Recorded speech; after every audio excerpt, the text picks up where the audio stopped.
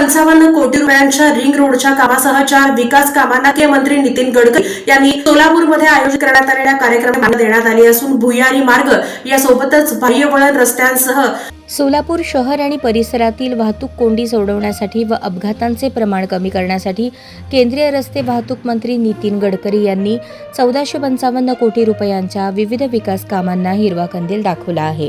यामध्ये प्रामुख्याने 33 किलोमीटर लांबीच्या रिंग रोडचा समावेश असून आमदार देवेंद्र कोठे यांनी केलेल्या मागण्यांना मंत्र्यांनी तात्काळ मंजुरी दिली। महत्त्वाचे विकास प्रकल्प 1455 कोटींचा रिंग रोड।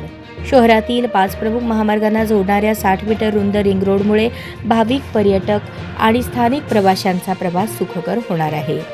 जड वाहतूक शहराबाहेरून वळवण्यासाठी तांदुळवाडी ते हत्तूर आणि काटगाव ते बाळी या 2 महत्त्वाच्या 4 पदरी बाह्यवळण रस्त्यांची निर्मिती केली जाणार आहे। जुना पुणे नाका ते बोरामणी नाका दरम्यानच्या उड्डाणपुलासाठी 1020 कोटी रुपये मंजूर करण्यात आले आहेत। तसेच अक्कलकोट रस्त्यावरील अपघात प्रवण क्षेत्रात भुयारी मार्ग व सर्व्हिस रोड बांधले जातील। आमदार देवेंद्र कोठे यांनी अक्कलकोट दौऱ्यावर असलेल्या नितीन गडकरी यांची भेट घेऊन सोलापूरच्या प्रलंबित प्रश्नांबाबत निवेदन दिले होते। या मागण्यांची दखल घेत गडकरींनी जाहीर सभेत या कामांची घोषणा केली। त्यामुळे सोलापूर शहर वाहतूक कोंडीमुक्त होण्यास मोठी मदत होणार आहे।